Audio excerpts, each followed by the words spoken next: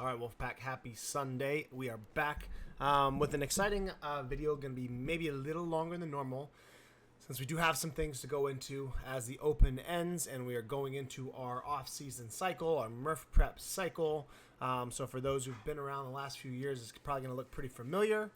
For everybody who's new or just starting right now, welcome. It's going to be an awesome time to start. We're going to kind of, we'll go into what we're going to do in a little bit, but it's a really, really good time to be a part of the Wolfpack programming since it's kind of the start of our off-season training. So, obviously, congratulations to everybody making it through the 2023 Open, whether you were signed up or you weren't signed up and you did the workouts. Some pretty interesting tests this year. Added a new movement that we don't do a lot, burpee pull-ups, so that's really cool because then we get to add those into our programming for next year. So you're welcome, congratulations. But other than that, shout out to everybody who did the Open, who signed up, who took a chance, who put themselves out there and challenged themselves, with a judge in their workouts to do everything properly and see where they place. Pretty cool thing, okay? But anyways, moving forward, we're going to start our new programming cycle, which will be off-season specific, which will be far less CrossFit and a lot more basic foundational strength and conditioning. Okay, so again, if you've been around, you know that we're not going to be doing a ton of Metcons or CrossFit Metcons. We're not going to be doing a ton of super sexy CrossFit. We're really going to simplify things. We're going to go back to the basics. We're going to build better movement patterns in all of our strengths or our lifts. We're going to build more strength as well, more strength endurance. And then if we do have Metcons, they're going to be very, very basic, very straightforward, old school, endurance work or cyclical work or very simple movements. Okay, we're going to try to stay away from the technicality, so we can just focus on the basics, right? And then we'll build off of that. Okay. Also, Murph is coming up in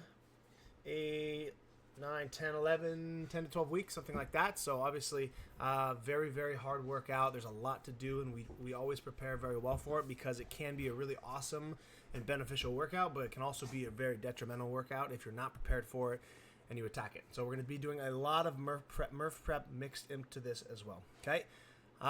Starting with this being week 1, or I would actually call this week 0. This is meant to be sort of a deload week. Okay, since we're backing away from the intense CrossFit Metcons, we're integrating back some of the foundational strength movements and some pretty basic conditioning. One, if you did the Open, right, we should be taking this week as a reset week. Again, like if you see here, not to exceed 8 out of 10 RPE. I'm already trying to limit you guys from going too intense.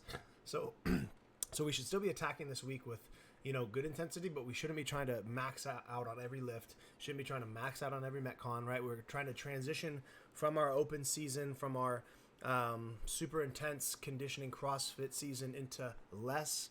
Okay, and anytime we do these transitions, right, no matter how much volume we do, people's bodies are going to be very, very sore, and it's because it's a whole new switch in cycle, switch in muscle group, switch in energy system, okay? So just be prepared.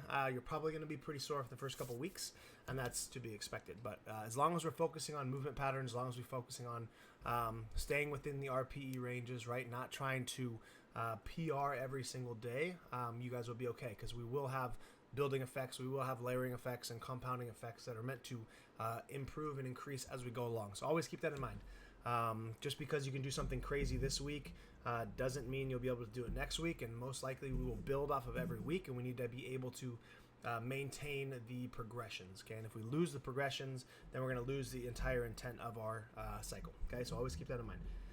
But anyways, let's dive into it. Right, so again, with this kind of being a deload week or a transition week, we are going to do an 8-minute EMOM where we're going to work to a heavy single here. Okay, again, whoa, new program. Look, it gave us a little back squat video. How cool. Anyways, we're starting with 5 reps. So every minute, first minute you're gonna do 5, second minute you're gonna do 4, 3, 2, and then you have 4 minutes of singles, right? And so our goal here is to obviously not have any of these be maximum effort, since we should still have enough in the tank to go for 3 more singles, and we should be ending right no more than that 8 out of 10 RPE. So that means we have to go a little bit lighter than we think on these.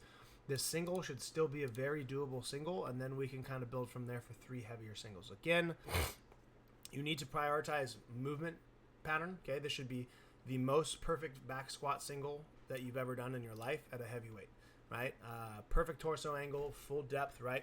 good speed out of the bottom. We shouldn't be grinding. We shouldn't be sticking. We shouldn't be close to failing on these, okay?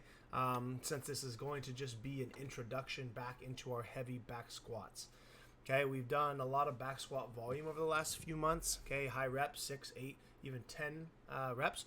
So if you think you're going to come in and hit a super, super heavy single and your body's going to be okay with it, it's not. Okay, so we have to transition back into these heavy stimulus singles. And this is going to be a way we do it. Because then next week, we're going to do something different where we actually can push for some maxes. Okay, so 5, add weight, 4, add weight, 3, add weight 2, and then keep adding weight for that single. So 8 total sets here, guys. Again, be smart. This should be a number that you could do more of next week. If I said, okay, we're going to do the same thing next week, but you're going to add 5 pounds to every lift, this should be very doable. Okay, keep that in mind. Obviously, higher rep count is going to be a little more fatiguing, and then as we get to the 3, 2, 1s, you're going to have a lot of time. It's going to be a little bit easier. Okay, so just be prepared for that. Okay, and then the Metcon, this might look similar to some people who've been around from last year. We're going to work on just some air squat mechanics, some air squat movement, breathing patterns, and some volume. Okay, clearly Murph has 300 air squats. We're not going to accumulate 300 yet. We will work our way up to that.